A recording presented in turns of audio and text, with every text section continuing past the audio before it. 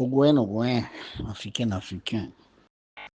D'une fille et d'une fille, c'est toujours bon de s'abreuver de ces sons de musique de chez nous qui nous connectent à notre terre. La terre de Mama l'esprit de Ogoé, qui gouverne notre terre, la terre africaine, le pôle haut de la planète.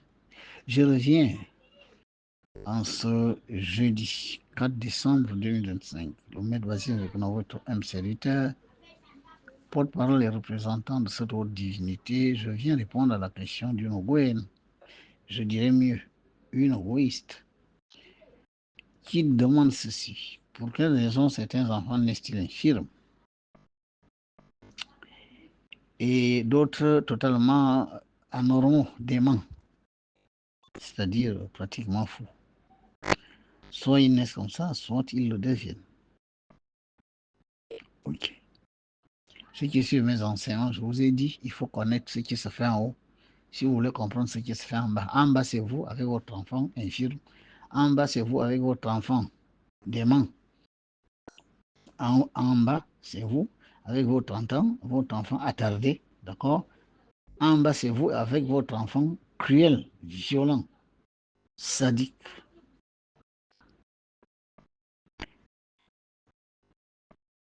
Je vous ai dit que nous avons été créés dans la salle de la terre. Mais nous nous densifions parce que nous avons été entraînés dans une vie dans les corps physiques. À partir de là, nous ne pouvons plus entrer au ciel. Le paradis terrestre, c'est le haut astral. Il y a d'autres paradis au-dessus du paradis astral. Paradis étant considéré comme un lieu où les âmes qui séjournent là sont les plus pures d'une sphère. La sphère mentale de la terre a son paradis. Le haut mental a son paradis. Le paradis est là où siège, où vivent, où séjournent des âmes les plus évoluées d'une sphère. Pour y accéder, il faudrait, pour ce qui est des humains, équilibrer vos énergies, je l'ai dit dans une publication précédente.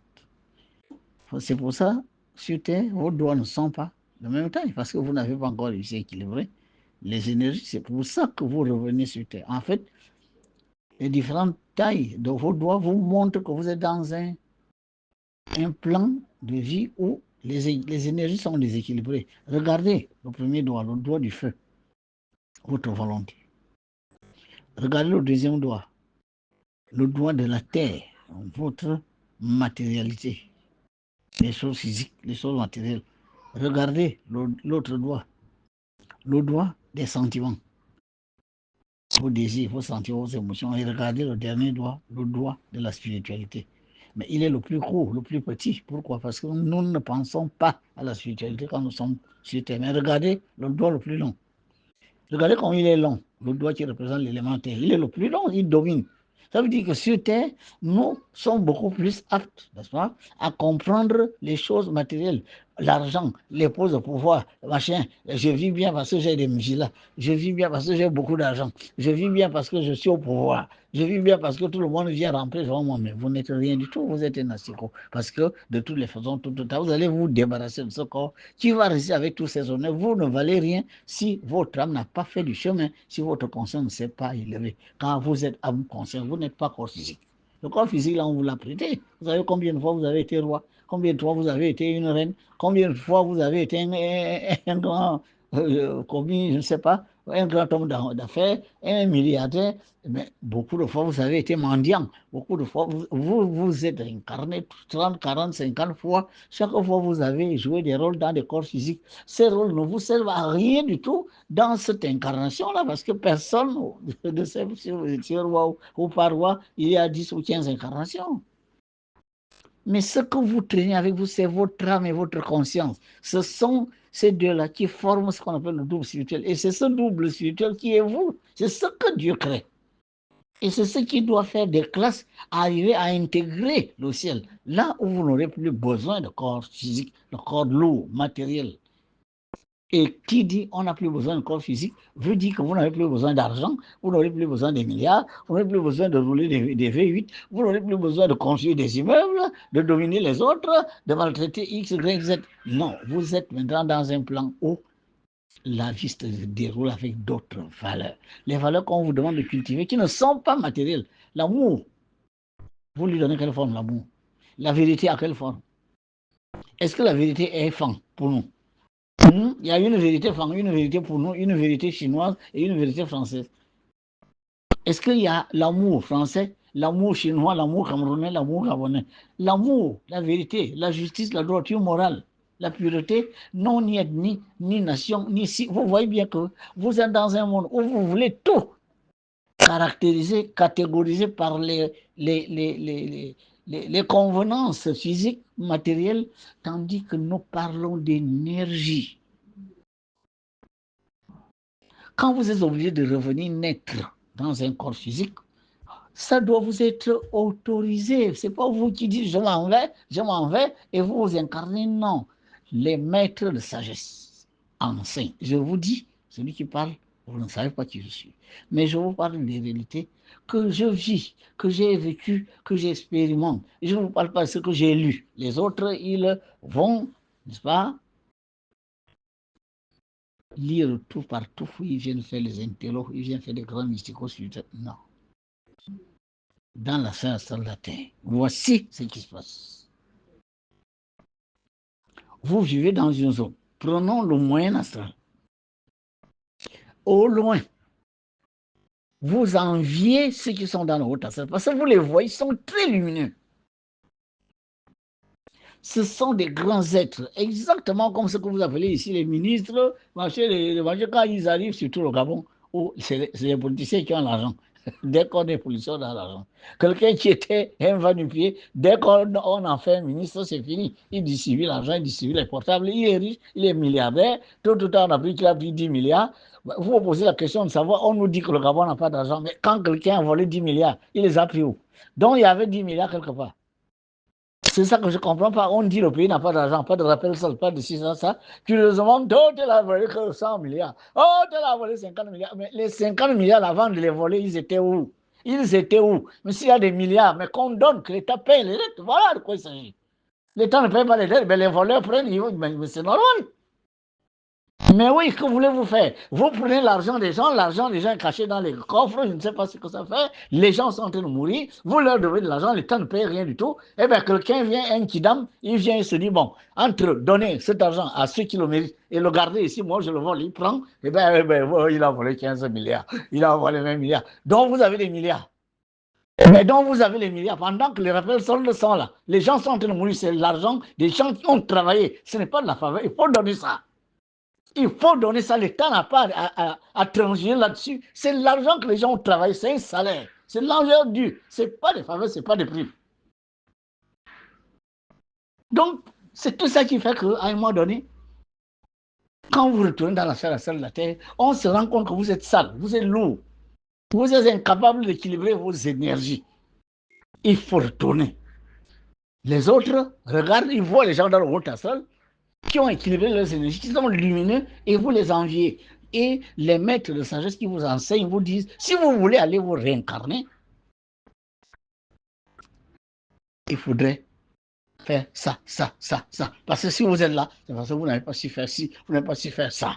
Un jour, alors que vous avez suffisamment appris, parce que là-bas, il y a des écoles, les maîtres de sagesse, les maîtres de l'humain, les régents de la sphère de la terre enseignent. Vous trouverez là-bas des gens qui enseignent les minéraux qui s'apprêtent à se réincarner. Là-bas, il y a des maîtres qui enseignent les végétaux qui s'apprêtent soit à se réincarner en végétal plus élaboré, soit à s'incarner en tant qu'animal. Il y a des gens qui enseignent le royaume des animaux, enseigner les âmes qui ont vécu dans l'oreille animale pour que ces âmes, soit elles reviennent, mais dans des animaux plus élaborés, plus évolués, ou alors continuer, n'est-ce pas, du moins continuer leur évolution en changeant de règne et ils deviennent des humains. Donc tout ça se fait dans la sphère astrale de la Terre.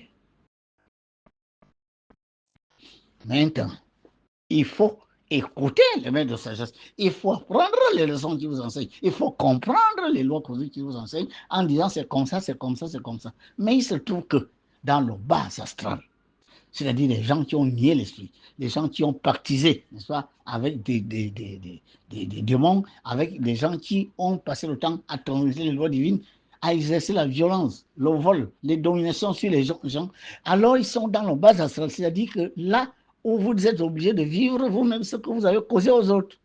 C'est pour ça que je plains. Je plains ceux qui font du mal aux autres. S'ils savaient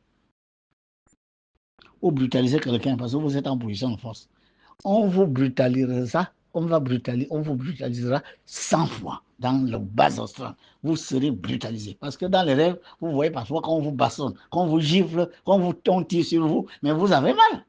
Le corps astral est le corps des sensations, vous avez mal. Qui vous dit que parce que vous allez mourir, c'est fini.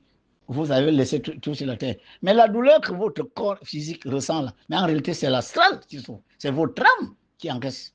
Vous ne le savez peut-être pas. Voilà pourquoi vous allez, dans un corps astral, vivre les douleurs que vous avez causées à d'autres. Les lamentations que vous avez causées à d'autres. Vous allez vivre dans les lamentations, d'accord? Mais il se trouve que ce plan de vie est tellement désagréable que les êtres qui sont là-bas n'ont qu'une seule chose dans la tête, c'est évader, comme les prisonniers de groupe. Mais pour s'évader de là, c'est très difficile. Voilà pourquoi les démons qui ont besoin, n'est-ce pas, des corps humains sur terre. Parce que comme Dieu a besoin de corps humains pour partir parfois des hauts cieux, pour venir s'humaniser, mais Satan lui aussi a besoin des corps humains pour venir se humaniser, pour utiliser un corps humain, mais pour asseoir son autorité. Les démons vont chercher dans le bas astral des êtres qui ne veulent rien entendre des enseignements qu'on leur donne, mais qui restent noirs, densifiés, durs d'oreilles, et bien à ce moment-là, ils signent des pactes avec des démons. Les démons les font s'évader de la sphère astrale de la terre. Au moment de cette évasion, les démons regardent la terre avec l'âme avec laquelle ils veulent faire ça. On voit les différentes familles de la terre à la vitesse de la pensée. Il a fait le tour. Maintenant, qui va encaisser une telle âme? Votre voiture, les gens montent là-dedans tous les jours. Vous ne savez pas quel genre de vibration les gens ont sur eux. À longueur de journée, vous prenez n'importe qui s'assoit derrière. Et le soir, vous faites l'amour à une femme dans cette voiture. Les vibrations qui se dégagent là, vous ne les contrôlez pas. Les élémentaires qui sont là, vous ne les contrôlez pas. Les lutins qui sont en cet instant là, vous ne les contrôlez pas. Mais en cet endroit non purifié, vous faites l'amour. Mais s'il y a fécondation, c'est terminé. Là, l'œuf qui est là est un œuf souillé. Mais parce que cet œuf, d'accord, s'est formé dans un environnement lourd, énergétiquement. Il n'y a pas de lumière dans cet ovule. Il n'y a pas de lumière dans ce qui vient de se faire. Naturellement, le démon voit ça depuis l'éternité terrestre. Il dit, il propose à l'âme que viens, moi je t'ai trouvé un corps. Et boum, enfin, à 3 mois d'accoucher, c'est-à-dire à 6 mois de grossesse, l'âme entre. Vous portez là une âme qui vient de s'évader de la chair astrale de la terre, mais le bas astral, grâce à l'aide d'un démon, un dangereux démon, qui va se servir de cet enfant pour asseoir son autorité. Vous allez héberger une âme damnée.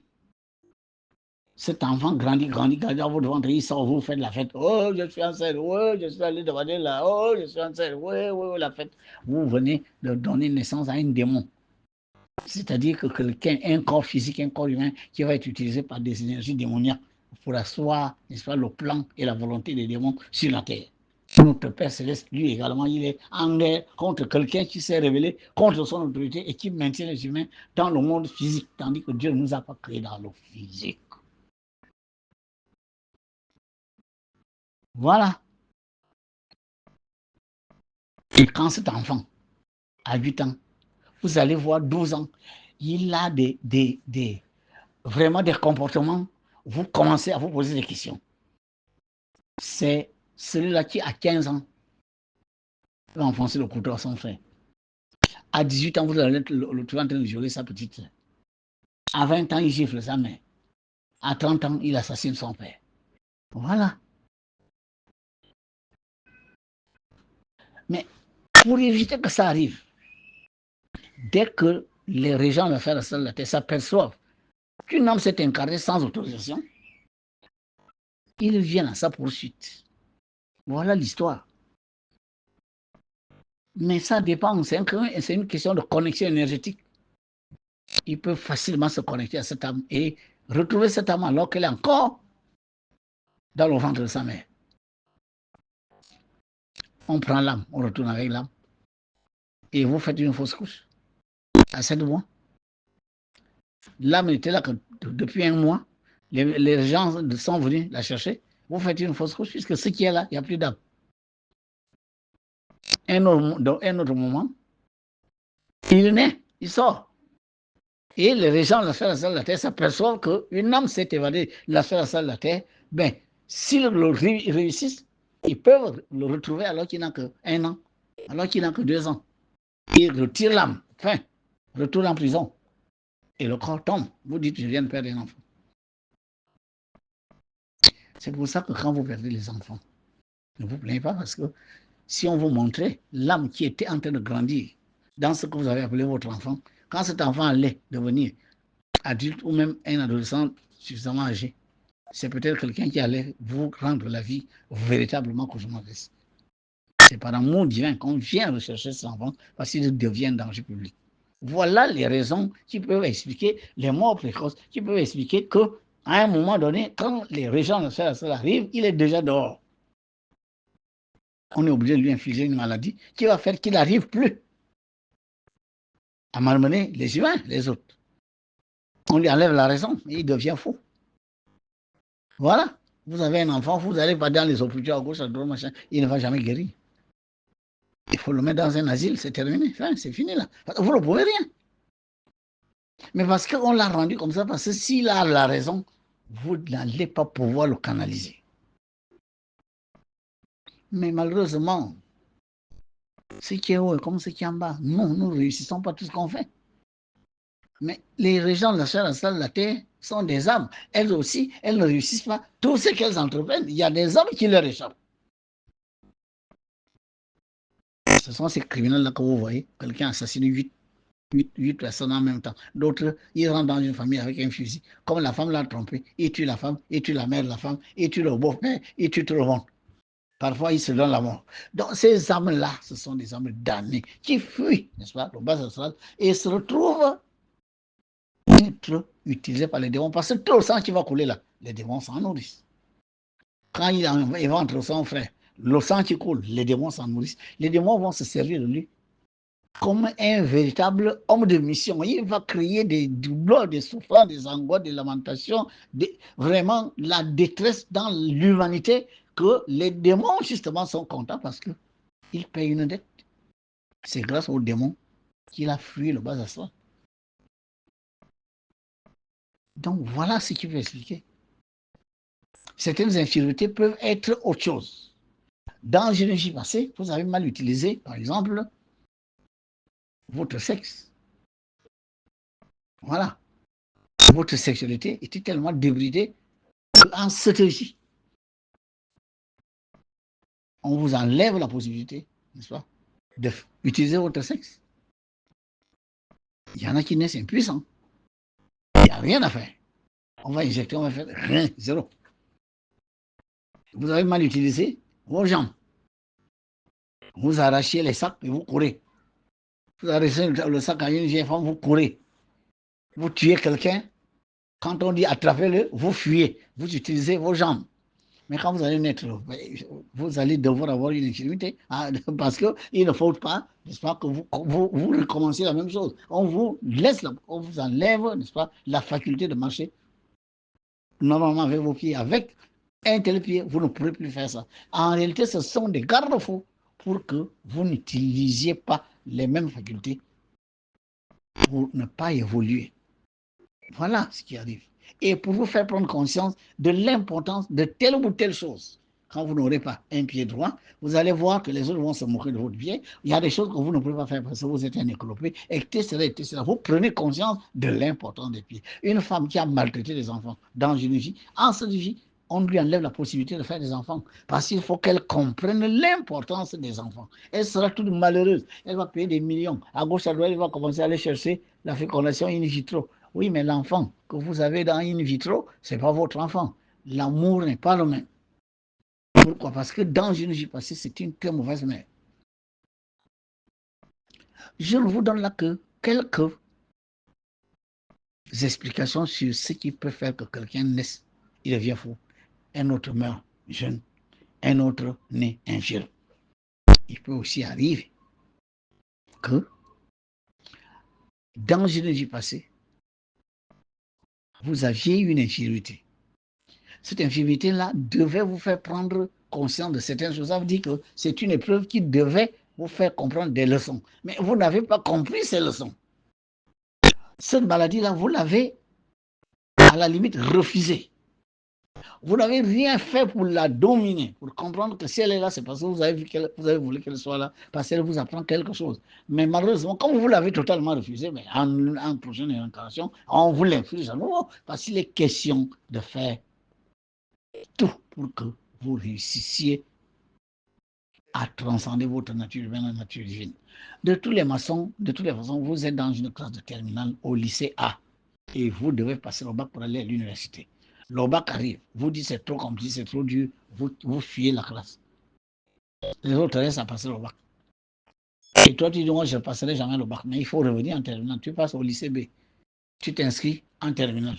On va te dire ici, pour aller à l'université, c'est le bac. Ah bon, le bac encore. Ben écoute, il n'y a pas de problème. Au moment de passer le bac, vous regardez que l'épreuve est trop compliquée, vous sortez de la classe. Après, vous voulez aller à l'université. Vous rentrez au lycée C, on vous dit, ici, pour aller à l'université, il faut faire le bac. Encore le bac. Vous dites, je crois que je vais faire, vous faites un exercice. Quand le deuxième, le troisième, le quatrième exercice arrive, vous fuyez, vous quittez la salle, les épreuves restent à tomber derrière vous. Vous n'avez pas le baccalauréat. Vous voyez qu'aussi longtemps que vous n'aurez pas le bac, vous n'irez pas à l'université. Il n'y a rien à faire.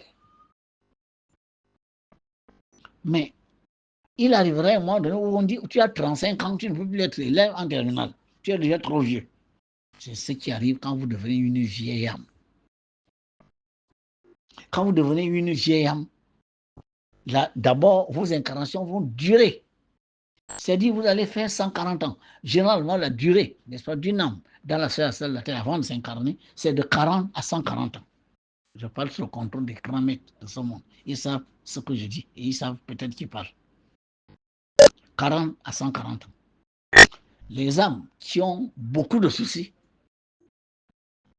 vont rester 140 ans. Pourquoi? Parce qu'elles ont besoin d'un enseignement profond, rigoureux par les maîtres de sagesse pour au moins être sûr que cette fois-ci, je vais aller réussir mon incarnation. Mais les âmes qui évoluent vite, c'est 40 ans, vous revenez. 45 ans, vous revenez. 50 ans, vous revenez. Voilà. Donc, j'ai expliqué que vous allez vous retrouver avec la même infirmité. Les gens vous disent, mais comment l'enfant l'a né, ça, mais c'est pas ça.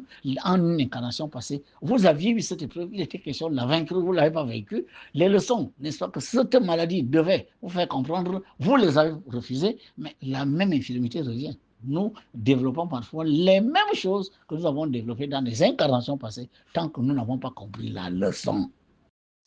Maintenant, ceux qui me parlent des gens qui naissent avec 11 doigts. Si quelqu'un a 11 doigts, le 11e doigt n'aura pas d'os. Ce sont des protubérances. C'est-à-dire, c'est la chair qui pousse. Parfois même, on enlève sans chirurgie.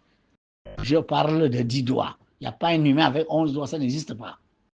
11 doigts avec l'os, non, ça n'existe pas. Montrez-moi un seul humain qui a 11 doigts avec l'os au 11e doigt, non. Le 11e doigt va pousser, il n'y aura pas l'os dedans parce que le squelette humain ne va pas développer quelque chose qui n'est pas prévu par les lois de la nature. Ce sont des protubérances. Ce sont des choses qui peuvent arriver. Mais qui n'ont rien à voir avec le karma, qui ont tout simplement un lien avec votre physique, c'est-à-dire la manière dont la procédure machin dans le ventre, ce que vous mangez, et que c'est la manière dont maman se couchait, et certainement les choses que votre maman mangeait pendant que vous étiez dans le ventre. Attention, nos parents, ne laissez pas la femme enceinte manger n'importe quoi. Aujourd'hui, les femmes enceintes boivent, ils sont dans les bars, écoute, elles boivent, elles fument, et que cela, d'autres mangent le python, d'autres mangent la tortue, mangent tout, ils mangent des poissons, des bossus. L'enfant, malheureusement, ces énergies-là vont malheureusement déteindre sur le corps physique. Je ne parle pas de l'âme, je parle du corps physique de l'enfant qui peut sortir avec des écailles. Il y a plein d'enfants qui sont avec des écailles parce que maman a mangé le pangolin. Il y a des enfants qui sont timides, très timides, parce que maman a mangé le pangolin, maman a mangé. Il y a des enfants qui sont très cruels, vraiment violents, parce que maman aurait mangé, par exemple, quelque chose comme une panthère, un oiseau de proie, l'aigle, etc. Mais on ne mange pas n'importe quoi quand on est enceinte. Pourquoi? Parce que la nourriture, n'est-ce pas? Il y a des énergies qui sont à l'intérieur de la nourriture. Voilà pour nous. À Elémien, nous avons ce qu'on appelle les repas initiatiques. Je parle sous le contrôle de mes pauvres étudiants, disciples qui savent que quand nous avons nos fêtes, nous avons des repas initiatiques, indépendamment de ce qu'on peut manger, mais on ne mange rien sans raison. Nous mangeons des choses avec, n'est-ce pas, la connaissance de ce que ces aliments peuvent apporter, aussi bien à nos corps physiques que surtout et surtout à nos corps subtils. Je crois que j'ai répondu un temps soit peu à la question de l'égoïsme. Sachez que je suis en public. Et s'il y a des choses bien plus profondes à vous expliquer par rapport à ces phénomènes, vous retrouverez ça dans vos enseignements à Elémia. Paix sur vous.